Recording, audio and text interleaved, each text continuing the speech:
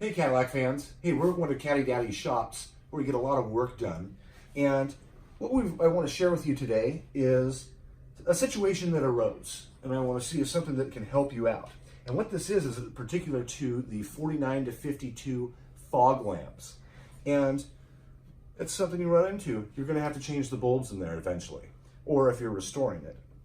And they're a little bit different. So I came up with a solution. So this is one of the new bulbs that's available from Caddy Daddy. And I've got a few housings here. And what you'll see is in the housing where the receptacle is for the bulb, there's a little tang. And what that'll do is when you have the original GM ones, they have a relief for it. And the new ones, what you'd have to do is actually take a pair of pliers or possibly a punch and a hammer and bend that tang down, or you can actually remove it.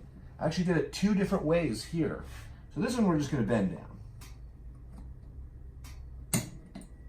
A little pair of pliers or a punch. You just want to be careful. You don't want to distort it. Go slow, take your time. Now what's interesting with these bulbs, they have 3 locations where they mount. But they look very close, but they have to be in the correct orientation. So when you drop the bulb into the housing, you might have to turn it or turn it again until you see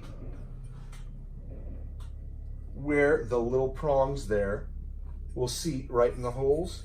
Then you proceed, give it a little muscle, push it, turn it. Sometimes it takes a few times. But in the 3 different ways, it only will go one direction on there. So that's a little tech tip if you run into that. Little things we find. So I just want to share that with you guys.